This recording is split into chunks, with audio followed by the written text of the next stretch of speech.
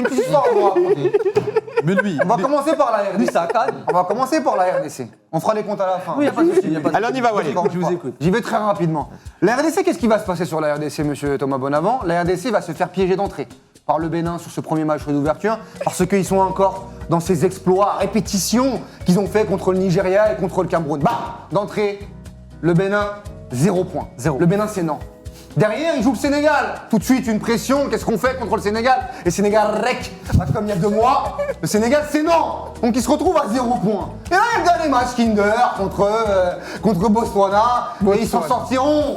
Ils prendront 3 points.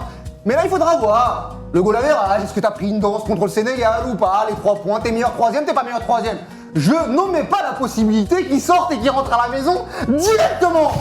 Mais il y a aussi une échappatoire parce que c'est la Cana 24, on fait plaisir à tout le monde et ils peuvent peut-être être meilleur troisième. Ensuite. Et là, dans ce cas-là, à ce moment-là, on aura ce RDC Algérie, on aura ce RDC Afrique du Sud, pardon. RDC Afrique du Sud et ils sortiront par la petite porte contre l'Afrique du Sud. C'est rangé. Ma deuxième petite histoire, très La Côte rapidement, d'Ivoire. c'est que pour moi, la Côte d'Ivoire, je vais vous le dire, à la surprise générale, le Cameroun terminera premier de sa poule, messieurs, dames. Parce que le Cameroun a besoin de ça, monsieur Parfait, ici. Ils ont besoin de ce qui se passe actuellement. Malgré, tu prends la porte, on met un truc là, pas d'où fraise là, l'entraîneur, il va nous faire une liste, etc. Mais derrière, ça va être l'avènement de qui?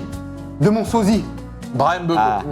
Et bien évidemment, vous l'avez reconnu, Mbemo qui va porter cette équipe du Cameroun.